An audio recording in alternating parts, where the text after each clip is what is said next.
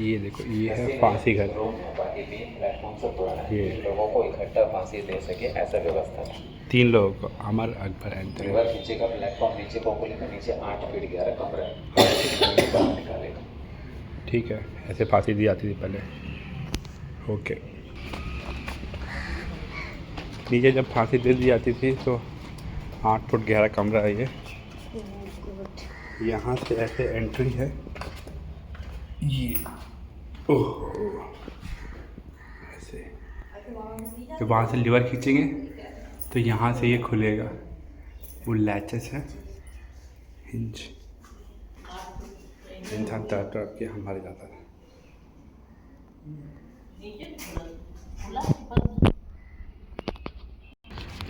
वो देखने के बाद हम इधर आएंगे। गाइड शाहरुख हमें गाइड करेंगे। यह है जेल का हिस्सा।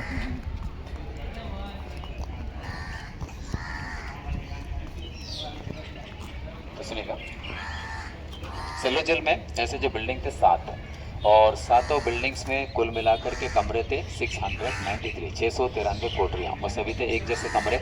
लेकिन इस बिल्डिंग का नीचे का ग्राउंड फ्लोर का 4 कमरा, इसको जो है अंग्रेज़ों ने अलग करके रखा था।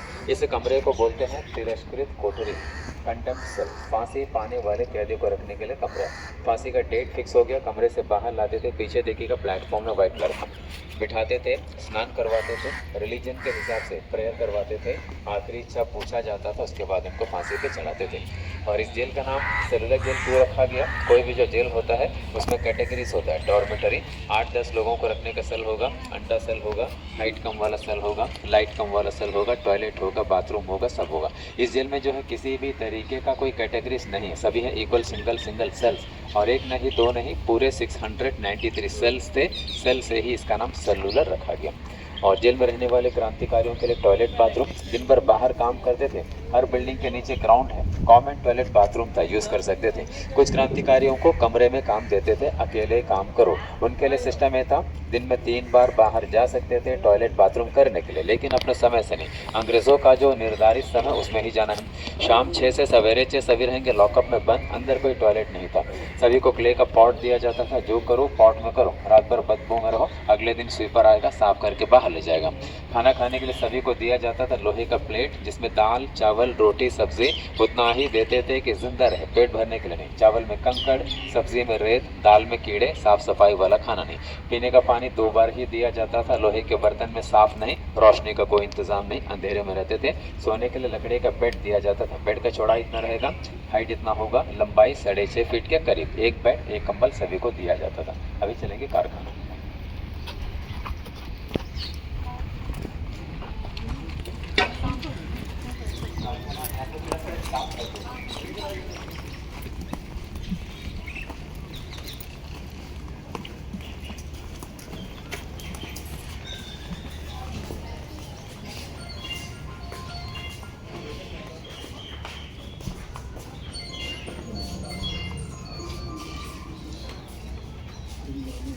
इस वर्कशेड में इस बिल्डिंग के फ्रीडम फाइटर ही काम करते थे। सब कुछ बदल दिया, जगह है ओरिजिनल। ये ओरिजिनल कोल्हू है, वहीं पर है। बहुत सारे कोल्हू थे, एक ही वजह है, नारियल का सूखा हुआ खोपरा भर कर साइड में 2 वजन लगा देगा। वजन लगेगा, चेन टाइट हो जाएगा, प्रेशर बीच में चला जाएगा। फिर जब पकड़ करके घुमाएगा, बीच वाला ठीक से घूमता रहेगा, नारियल पिसता रहेगा। अंदर एक पाइप होता था, गड्ढे में रखेंगे बर्तन, तेल उसमें इकट्ठा होता रहेगा। एक क्रांतिकारी को एक दिन में 30 पाउंड नारियल तेल निकालना पड़ता था, लगभग 15 किलोग्राम के करीब। आप लोग गाइड से जाना, गाइड के साथ जाना है क्या आप लोग? प्राइवेट तो मेन गेट में मिलेगा, सर्विस गाइड का मेन गेट में मिलेगा आप लोगों को। तो नारियल पिसता रहेगा, अंदर एक पाइप होगा, गड्ढे में रखेंगे बर्तन, तेल उसमें इकट्ठा होगा। एक क्रांतिकारी को एक दिन में 30 पाउंड नारियल तेल निकालना पड़ता था, लगभग 15 किलोग्राम के करीब। सरसों का तेल निकालने देंगे तो 10 पाउंड, यानी कि 5 किलोग्राम के करीब, जो दिन भर में बैल भी नहीं निकाल पाते थे। जब बैल नहीं निकाल पाते थे दिन भर में, इतना तेल इंसान कहाँ से निकाल पाएगा? कुछ क्रांतिकारी कोल्हो चलाते चलाते थक जाते थे, कुछ चलाने से इनकार करते थे। तब अंग्रेज उनका हाथ पकड़ करके जबरन इस पाइप के साथ रस्से से बांधते थे। जब वह नहीं चला पाते थे, पीछे से चाबुक से मारते थे। काफ़ी फ्रीडम फाइटर ये काम करने के बाद बीमार पड़ जाते थे, कुछ का मानसिक संतुलन बिगड़ जाता था और कुछ का डेथ भी हो जाता था।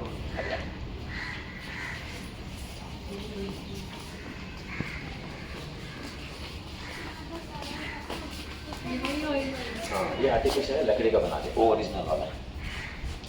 हाँ, इस तरीके से चला के तो पहला हमने देख लिया ओरिजिनल कोल्हू, ये आर्टिफिशियल। इस तरीके से कोल्हू चलाते थे उसे दिखाया गया। और यहाँ फ्रीडम फाइटर बैठ करके नारियल का छिलका निकालेगा, छिलका निकालेगा, छिलके को कूटेंगे, छिलका नरम होने के बाद उसे पानी में भिगोते थे, नमी होने के बाद फिर बाहर निकालेंगे, फिर कूटेंगे, धूप में सुखाकर इस मशीन में रोल करेंगे, बनेगा रस्सी। अब रस्सी बनाने का काम किसी भी क्रांतिकारी को दिया जाता था तो शाम तक उनको 4 पाउंड रस्सियाँ तैयार करना है, लगभग 2 किलोग्राम के करीब। शाम में अंग्रेज तो बैठेंगे तौलने के लिए, जिनका 4 पाउंड हो गया सजा नहीं तो सजा के लिए तैयार रहें। सजा आगे है, ये मशीन भी पुराना मशीन है।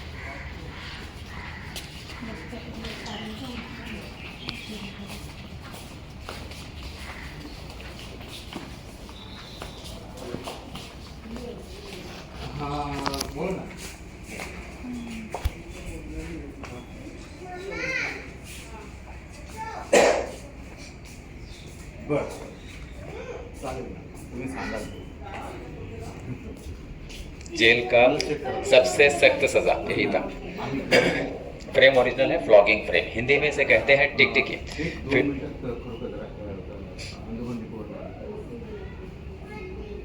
तो फ्रीडम फाइटर को इसके ऊपर चढ़ाने के बाद पाँव को ब्लॉक किया जाता था, कमर में बांधते थे, बेल्ट हाथ में लगाते थे, हथकड़ी मारते वक्त फ्रीडम फाइटर इधर उधर हिल भी न पाए। फिर एक पतला सा टॉवल गीला करके पहनाते थे बैक साइड, वही मारते थे चाबुक से, वहाँ मारे तो चमड़ी उधड़ जाता था, खून के फव्वारे निकल जाते थे, फिर वो क्रांतिकारी न बैठ सके न सो सके। मारने वाला इंडियन ही था। इस जेल में फ्रीडम फाइटर्स भी आते थे, नॉर्मल क्रिमिनल भी आते थे, चोर डाकू लुटेरे। उनमें से जो हट्टा मुस्टंडा होता था, जो दिमाग से कम अत्याचारी ज़्यादा, उनको अंग्रेज काम पे रखते थे। किसी को बनाते थे पेटी ऑफिसर, किसी को वार्डर, किसी को जमादार। इनका ये फ़ायदा होगा, खाना बढ़िया मिलेगा, मार खाने का ज़रूरत नहीं, हार्ड वर्क करने का ज़रूरत नहीं।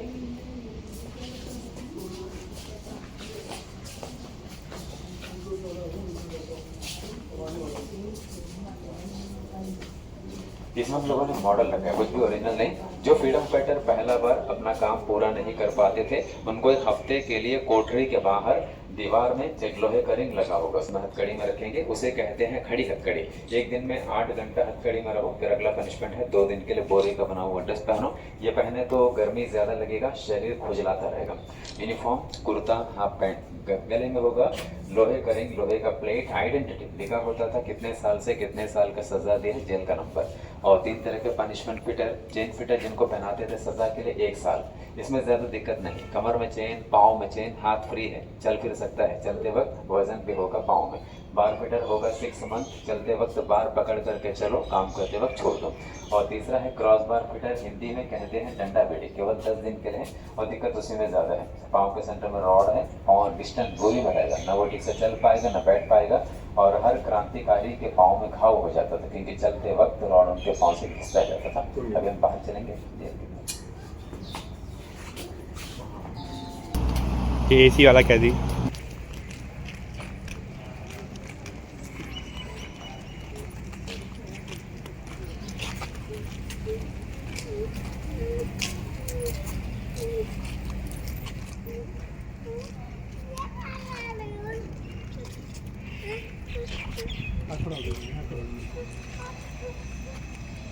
चलेगा। अंडमान को काला पानी क्यों बोलते हैं? काला पानी जो है, काल और पानी ये 2 शब्द से मिलकर के बना है। काल जो है संस्कृत शब्द है, जिसका मतलब होता है समय, टाइम, मृत्यु। यानी कि कोई कैदी अंडमान आ गया तो समझ लीजिएगा काल के मुंह में चला गया। फिर पानी जो है अंडमान निकोबार द्वीप समूह के चारों तरफ हज़ारों मील पानी।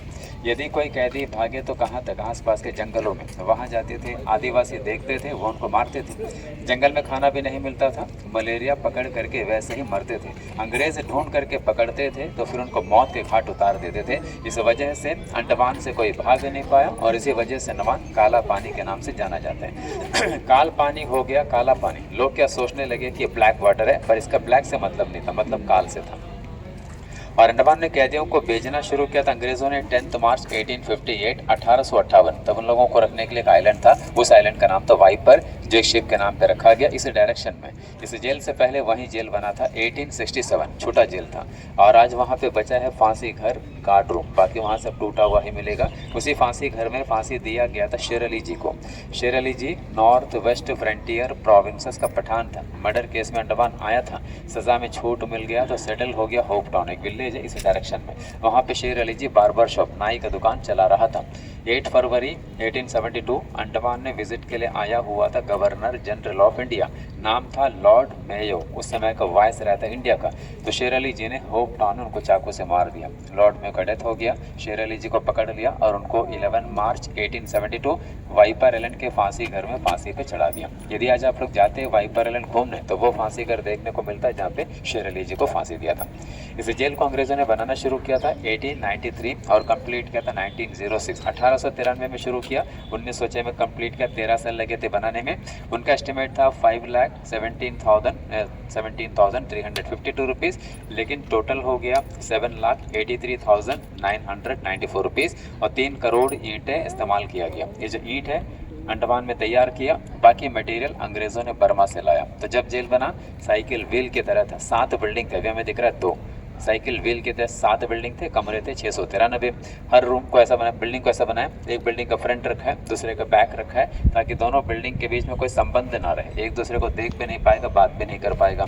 काम करने के लिए 7 में से 4 खंड के आगे कारखाना, वहाँ पे क्रांतिकारी नारियल तेल निकालते थे, हमने देखा। और बीच में है सेंट्रल टावर, टावर के टॉप पे होगा अकेला गार्ड, निगरानी करेगा बाउंड्री वॉल, उनके अलावा 21 गार्ड दिन रात पहरा देगा, हर फ्लोर पे गार्ड होगा। तो पहला कमरा गार्ड का है, उनका दरवाज़ा जो है बड़ा है, क्रांतिकारियों का दरवाज़ा छोटा है और दरवाजे का लॉक जो है दरवाजे का लेफ्ट साइड है, इतना दूर है कि हाथ में चाबी मिले तो भी ताला खोल ना पाए। और दरवाजे का राइट साइड एक छोटा सा डोर बना है खाना देने के लिए।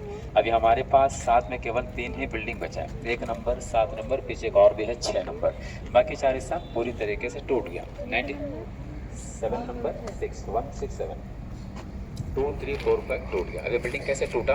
1941 अंडमान में एक बड़ा भूकंप आया था, भूकंप में मेन हिस्सा टूट गया, वाच टावर का ऊपर का हिस्सा। उसके बाद 1942 से 45 सेकेंड वर्ल्ड वार में अंडमान में जापानियों का कब्जा रहा 3.5 साल। द्वीपों की सुरक्षा के लिए जापानियों ने काफ़ी सारे बंकर्स बनाए थे छिपने का जगह। उस बंकर को बनाने के लिए जेल का जो टूटा हुआ खंड है उसमें से काफ़ी ईंट उन लोगों ने निकाल लिया। फिर आज़ादी के काफ़ी साल के बाद 1964 जेल का जो हिस्सा रहने लायक नहीं रहा था, ख़राब हो गया, उसे हटा दिया। फिर वहाँ एक हॉस्पिटल बना दिया, छोटा हॉस्पिटल था, वो बनते बनते आज अंडमान का सबसे बड़ा हॉस्पिटल बन गया। हॉस्पिटल का नाम रखा गया गोविंद बल्लभ पंत, जो यूपी के पहले चीफ मिनिस्टर थे, उनके नाम पे रखा गया। इस जेल को बनाने का जो इंजीनियर था उनका नाम था मैकलेन, और इस जेल का अत्याचारी जेलर का नाम था डेविड पैरी। डेविड पैरी थे आयरलैंड के रहने वाले, उनका समय रहा अंडमान में 1905 से लेकर 1919। उसके बाद उनका तबीयत बिगड़ गया तो अंग्रेज़ों ने उनको शिप में चढ़ा दिया, कलकत्ता पहुंचा दिया। कलकत्ता पहुंचते ही डेविड पैरी का डेथ हो गया। तो इस वजह से उनके बारे में कहा जाता है, वतन परस्तों को अपने वतन से दूर रखने वाला, खुद आखिरी घड़ी अपने वतन का मुँह न देख पाया।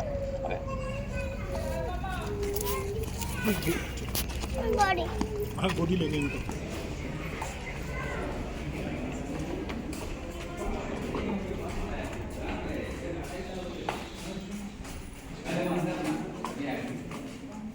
पहले लगा पहले 6 महीने पहले नहीं था ये ऐसे छोटा बढ़ेगा इसका मॉडल बनाया है ना, ऐसा है। कुछ बिल्डिंग बना दी है। अंग्रेजों का प्लान ऐसा था, जेल का ज़्यादा हिस्सा समुद्र से लगा हो, और जो समुद्र से लगा था स्लाइडिंग एरिया, ज़मीन कम लंबाई कम कर दिया, जहाँ पे ज़मीन ज़्यादा वहाँ पे लंबाई ज़्यादा, इसलिए छोटा बिल्डिंग है, बड़ा बिल्डिंग भी है। बचा हुआ बिल्डिंग है 3, 1 नंबर, 7 नंबर, 6 नंबर, बाकी 4 हिस्सा टूट गया, वहाँ पे बड़ा हॉस्पिटल बन गया। और अभी हम लोग जो खड़े हैं बीच का जो मीनार है, इसी मीनार के नीचे ही खड़े, फोटो ले लीजिएगा। फिर दूसरे माले पे चलेंगे, कमरा देखिए।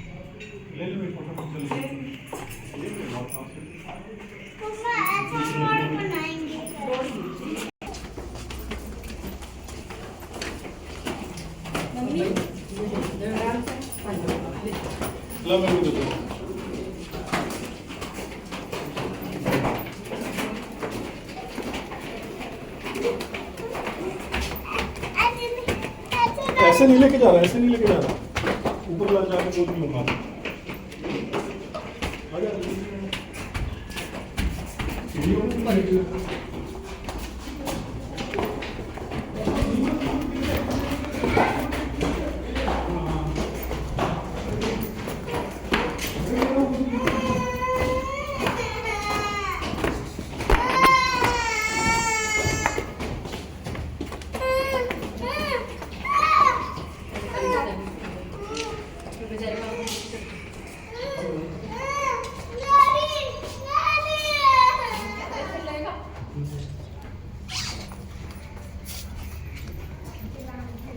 तो पहला कमरा गार्ड का है, डोर बड़ा, फ्रीडम का डोर छोटा है, ताला इधर लगेगा, हाथ में चाबी मिलेगा, ताला खोल ना पाएगा, खाना देगा, वहाँ से छोटा सा डोर है। सारे कमरे खुले अंदर से देखिएगा।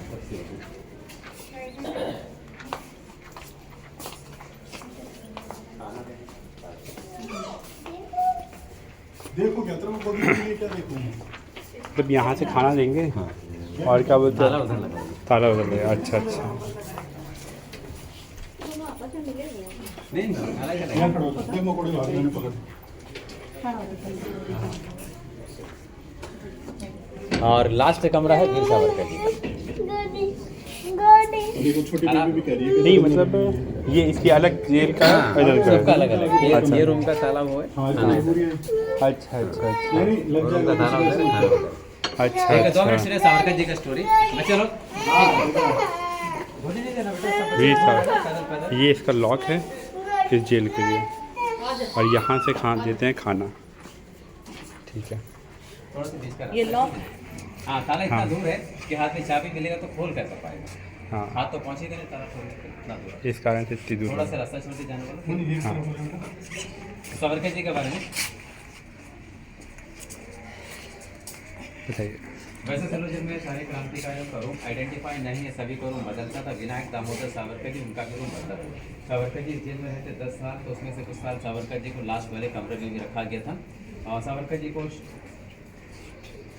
श्याम जी कृष्ण वर्मा द्वारा लंदन में उच्च शिक्षा के लिए भेजा गया था, बैरिस्टर का पढ़ाई के लिए। उस समय उनका वहाँ पर मुलाकात हुआ था मदनलाल ढींगरा जी से।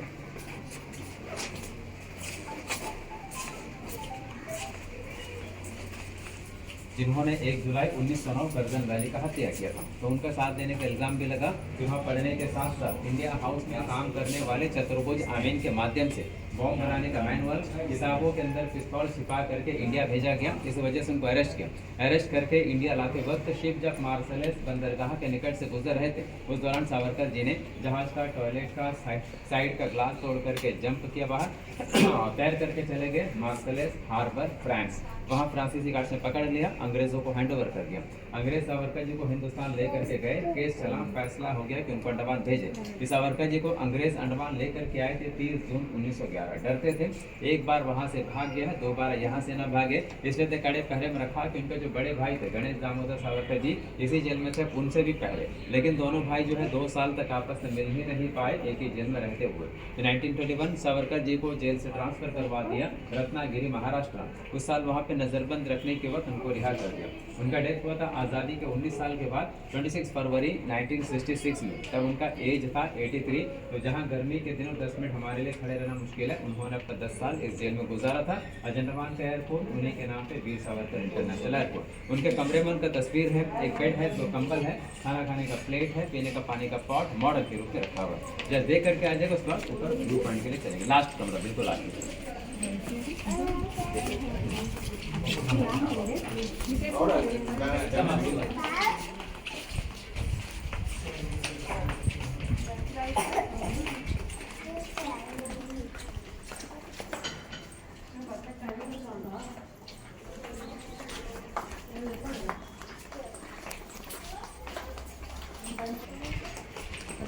दिल्ली में हमारे रूम से बड़ा ये जेल है। दिल्ली में हमारा एक रूम इससे छोटा है।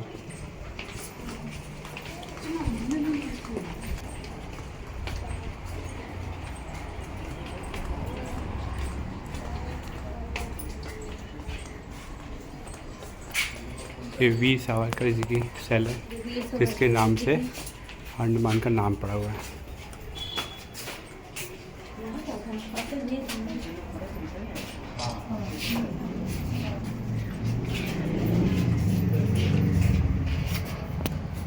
से ये व्यू है जेल का।